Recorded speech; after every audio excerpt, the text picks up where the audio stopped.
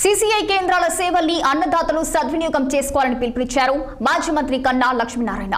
పల్నాడు జిల్లా సత్తెనపల్లిలోని Lakshmi cotton trading కంపెనీలో CCI పత్తి కొనుగోలు కేంద్రాన్ని ఎమ్మెల్యే కన్నా లక్ష్మీనారాయణ ప్రారంభించారు. ఈ ఏడాది सीसीआई కొత్త తీసుకొచ్చిన నిబంధనలతో రైతులకు కలిగే ఇబ్బందుల్ని సీఎం దృష్టికి తీసుకెళ్లాలని తెలిపారు.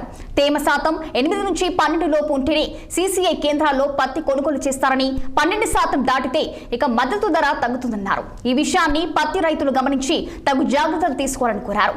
ప్లాస్టిక్ గోతాలు కాకుండా లూజ్ గా పత్తి सीसीआई కేంద్రాలకు తీసుకురావాలని రైతులకు సూచించారు. Corporation of India purchasing centre ఇక్కడ లక్ష్మీ కాటన్ ట్రేడింగ్ కంపెనీలో ప్రారంభం చేసుకున్నందుకు సంతోషిస్తున్నాను. ముఖ్యమంత్రి చంద్రబాబు నాయుడు గారికి ధన్యవాదాలు తెలియజేసుకుంటున్నాను. పత్తి మద్దతు ధర 8,110 రూపాయలు కేంద్ర ప్రభుత్వం నిర్ణయించినటువంటి ధర.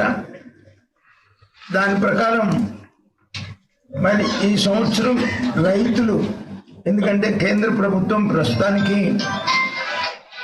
చాలా స్ట్రిక్ట్గా మాయిశ్చరైజ్ పర్సంటేజ్ 8 to 12% వరకే అలౌ చేస్తున్నారు. కాబట్టి రైతులందరూ కూడా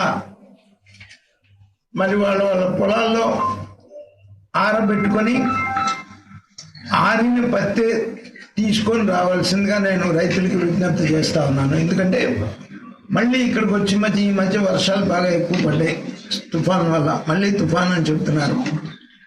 తడిచిన పత్తి తీసుకొచ్చి మా పత్తి ఇక్కడ కొనలేదు అనేటువంటి ఒక పరిస్థితులు రానివ్వకుండా రైతులే పొలాల్లో ఆరబెట్టుకొని శాతం 8 నుంచి 12% లోపు తేమ శాతం ఉండేటట్టు చూసుకొని మరి తీసుకునే జాగ్రత్తలు తీసుకోవాలని చెప్పేసి నేను కోరుతా ఉన్నాను.